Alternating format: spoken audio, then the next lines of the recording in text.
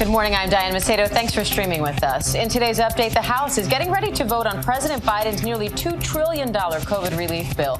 But it now looks like it won't include a federal $15 minimum wage. The White House says President Biden is disappointed about that, but it should make the bill easier to pass since two moderate Senate Democrats were opposed to the minimum wage increase. Lawmakers are up against a March 14th deadline when bolstered unemployment benefits expire.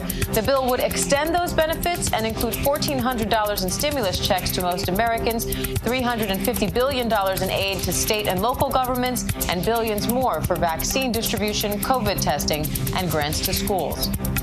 The U.S. could have a third authorized COVID vaccine by the end of the day. Right now, an FDA advisory panel is holding a hearing on emergency use authorization for the Johnson & Johnson vaccine. The company says it's ready to start shipping out vaccines immediately if it gets the green light. And President Biden has taken his first military action as president. The U.S. military launched airstrikes targeting militias in eastern Syria near the Iraq border. Sources say the president chose the least lethal option, targeting a cluster of buildings used by the Iranian-backed militia groups at a border control point. The groups are believed to be responsible for the attack on a coalition base in Iraq last week that wounded a U.S. service member and killed a civilian contractor. And a new report from the World Health Organization says 1 in 10 people who test positive for COVID-19 will experience long hauler symptoms.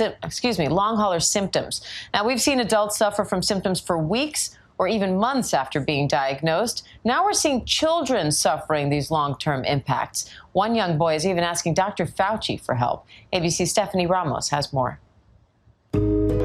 A year into the COVID pandemic, doctors are still trying to understand a constantly changing virus and how it affects children. In Missoula, Montana, 13-year-old Hudson Beard was a healthy 7th grader.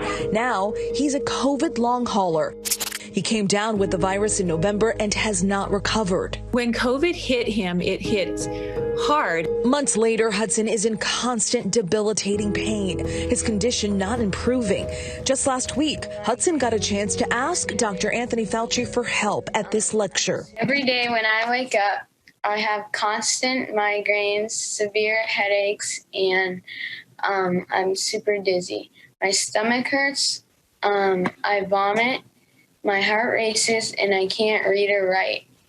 No other doctors can help me. Can you help me? Dr. Fauci telling Hudson he hopes his body will recover, adding that there's a misinterpretation about kids and COVID. There is a misinterpretation about this, that children are completely immune to any serious effects. You are a manifestation of that, of people who get a classic COVID-19 illness, but then instead of recovering, they get multi-system chronic signs and symptoms that can be mild or it can be debilitating.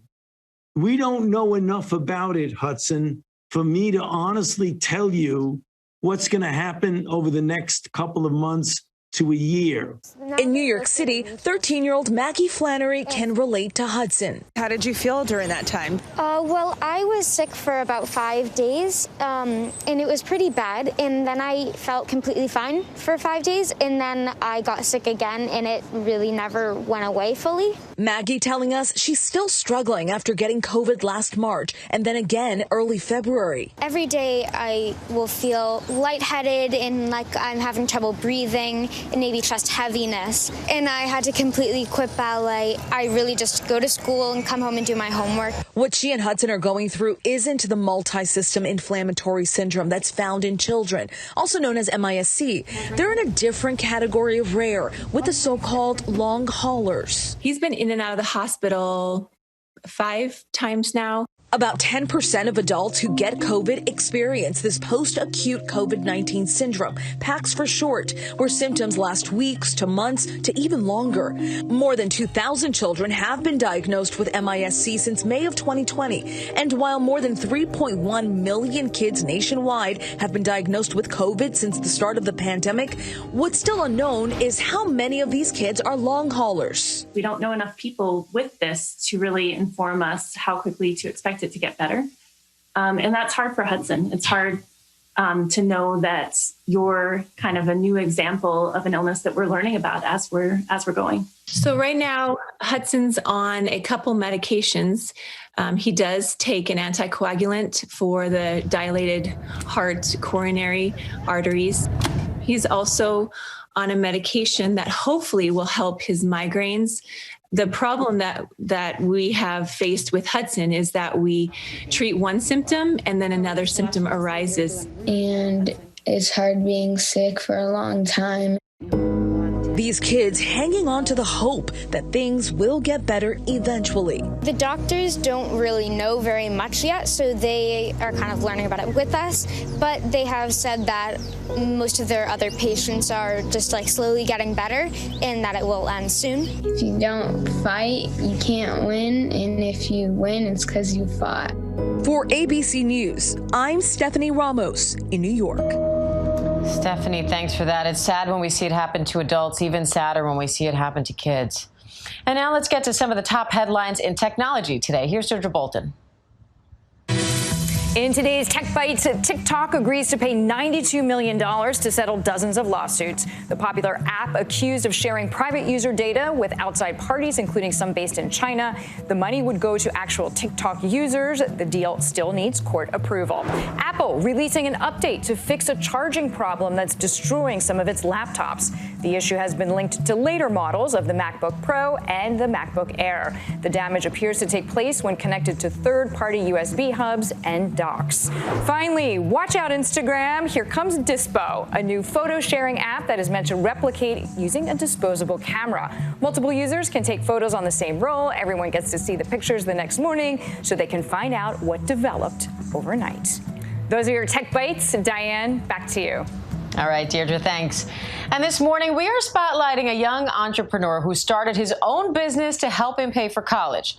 11-year-old Hart Wilson, that's right, he's 11 years old, started a homemade candle business during the pandemic, all to save money to help him get to his dream school, Howard University. Well, now Candles from the Heart has taken off, and I'm so happy to have Hart Wilson joining me now with his dad, Michael, to tell us his story. Thank you both for being here. It's so great to talk to you. Thank you for having us. So, Hart, what made you want to start a business at all, let alone what made you decide on a candle business? So what made me decide on a candle business is, as a kid, I've always wanted to sell stuff. I started off with cookies, then lemonade. I ended up going to visit Howard and touring the buildings, and I saw the labs, and I was like, I want to go there.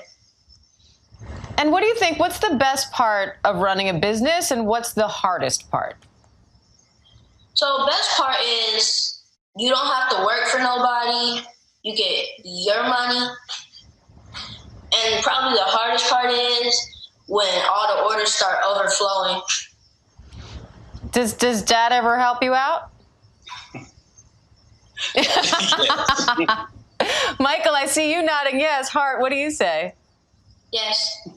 So, Michael, what's it like for you as a father to watch your son not only wishing for something, but taking action to make it happen? It's pretty amazing.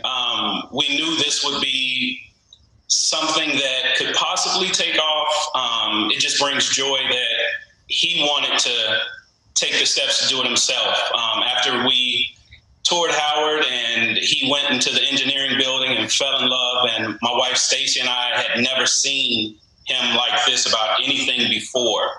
And so just watching him, look in the labs, up to the glass like a little kid at a candy store, we knew this was something he really wanted to do. So when he brought the idea to us of, wanting to pay his own way, we were all for it. We were all behind it.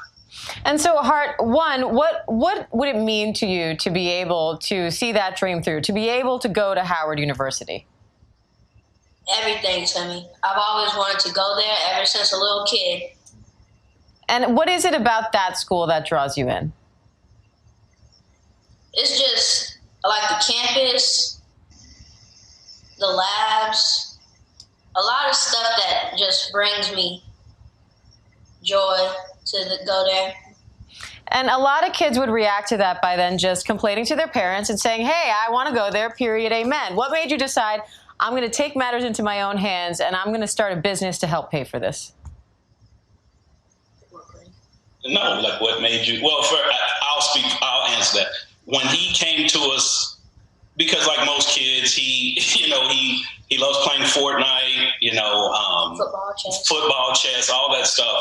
But once he said something about school and was like, hey, I want to do this myself, I was like, oh, okay. Like most kids his age, 11, all they want to do is play and have fun. And there's not too much of that serious attitude about school. And once he said school, we were like, okay, that's it. He's serious about this. So that's it. That was the thing. So, Hart, did it surprise you how well the candles have sold so far? No, not really. I knew it was going to be big. Well, we have someone special with a message for you, Hart. I want you to meet Howard University President Dr. Wayne Frederick. Take a look. Hello, this message is for Hart Wilson of Texas. I've been hearing all this buzz about you and about your creative candle business and your intent to come to Howard. So you need a little bit of Howard swag. We got you a little sweatshirt here. And I heard you had a younger sibling. Got her a little tea. And then we got some other things in here that I think you'll enjoy. One of the things I do want to tell you is that please keep reaching for your dreams. I'm going to drop these things in the mail so that you can start walking around in your Howard stuff. Hart, what do you think? Yep. You ready to put on your Howard swag? Yes, ma'am. Well, we are so excited for you, Hart and Michael Wilson. Thank you both for taking the time. I know you're busy. We want to let you get back to your candle business, but it was so nice to talk to you. Thank you, guys. Thank you. And congratulations, Hart. We're all rooting for you. And that does it for this ABC News Live update. Before we go, a quick programming note for you. Tonight, be sure to check out an ABC News Live special, Hidden Figures, a look at some incredible stories celebrating the resiliency and triumph of many Black Americans, some of whom you may never have heard of. That's tonight at 8 p.m. and 10:30 p.m. Eastern, right here on ABC News Live. I'm Diane Macedo. Thanks for joining us. And remember, ABC News Live is here for you all day with the latest news, context, and analysis. I'll see you back here at 3 p.m. Eastern with Terry Moran for the breakdown.